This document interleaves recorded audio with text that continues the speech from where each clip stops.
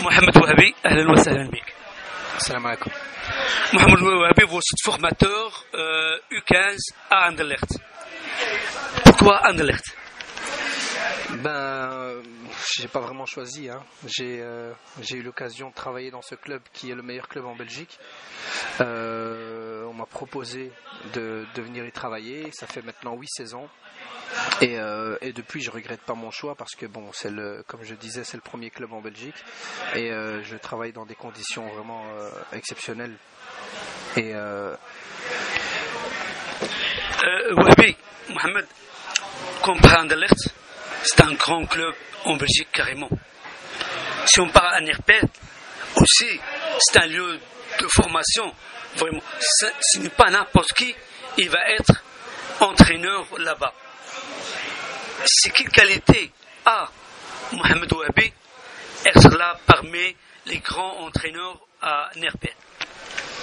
Alhamdulillah, d'abord, si je suis à Anderlecht, alhamdulillah, j'ai la chance d'être à Anderlecht.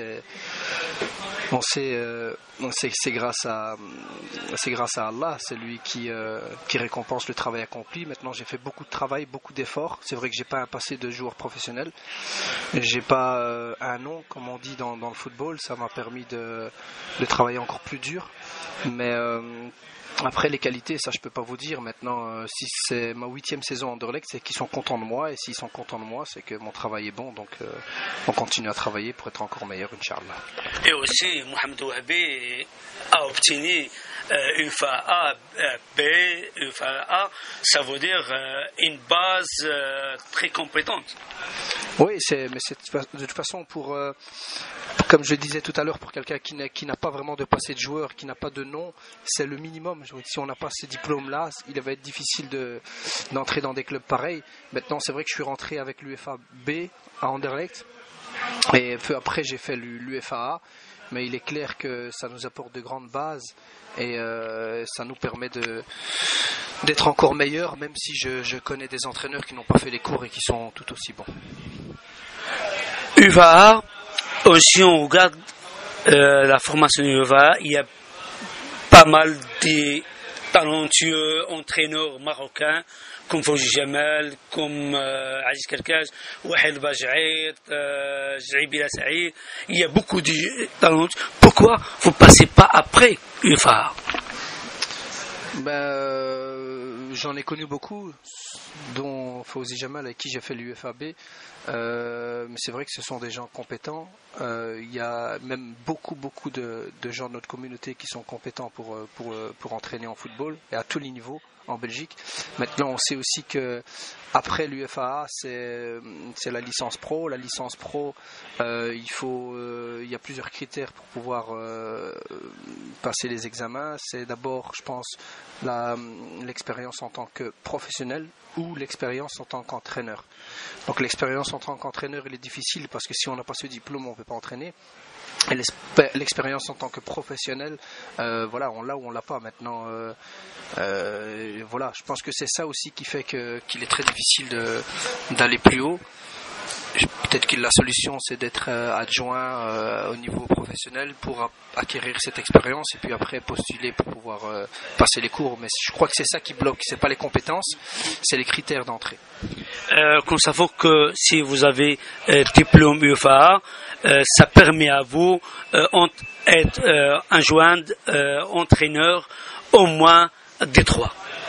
Et que, pardon, des 2 maintenant, des 3. Est-ce que vous pensez entraîner ou être adjoint une équipe de D3? Ouais, il y en a beaucoup qui me posent cette question. Il y en a beaucoup qui me disent est-ce que tu veux pas entraîner les adultes plus haut, etc. Donc moi, alhamdoulilah, je prends beaucoup de plaisir à travailler avec les jeunes. C'est vrai que, comme je le disais tout à l'heure, les conditions que j'ai au Sporting Club d'Anderlecht, elles sont pratiquement parfaites. Vraiment, on travaille dans très très très bonnes conditions, tant matérielles que humaines. Maintenant, voilà, je prends du plaisir comme ça, et je me je me fixe pas d'objectif ou de limite. Je me dis pas dans 3 ans je veux arriver à tel niveau, 4 ans. Non, je continue comme ça et le jour où Inch'Allah où je devrais prendre des adultes, que ce soit au niveau provincial ou au niveau national, ben on verra, on en discutera et puis on verra. Maintenant, je me fixe pas vraiment d'objectif par rapport à ça. Mohamed Wahabi, c'est un Skalbikois. Skalbik, il a donné des talents joueurs, même des talents entraîneurs. Pourquoi Skalbik?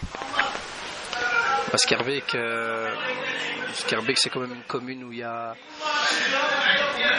une grosse population, pas uniquement marocaine, hein, donc il y a beaucoup de communautés, donc il y a beaucoup de jeunes qui font, c'est une commune jeune en plus, donc qui font du sport. Et il est clair que après, bon, on a des clubs comme la Russas, comme le Crossing de Skalbik, qui ont toujours formé des bons joueurs. Maintenant, pourquoi Skalbik, ça je pourrais pas dire. J'espère juste qu'il y en aura encore plus, parce que bon, on a la chance d'avoir des clubs maintenant à Skalbik qui commencent à monter. Et ça, s'ils peuvent encore à monter avec les nouvelles infrastructures qu'ils ont et arriver au niveau national, là, Inch'Allah, on pourra vraiment en avoir beaucoup plus qui arriveront à jouer au niveau national, tant les joueurs que les entraîneurs. Donc, Inch'Allah.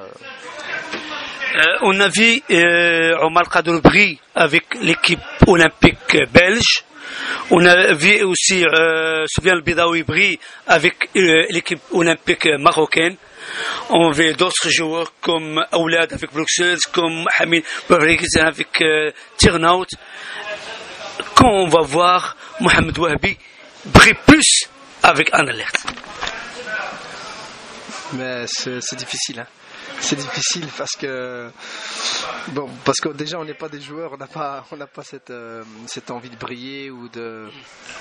Donc voilà, maintenant je vois pas comment on pourrait briller plus ou moins à Anderlecht. Je pense que si on est à Anderlecht, c'est déjà bien. Après, je pense que si on veut entre guillemets briller ou plus se faire voir, il faut arriver au niveau professionnel. Mais bon, ça c'est anecdotique, c'est pas vraiment mon premier objectif, donc il n'y a pas de problème.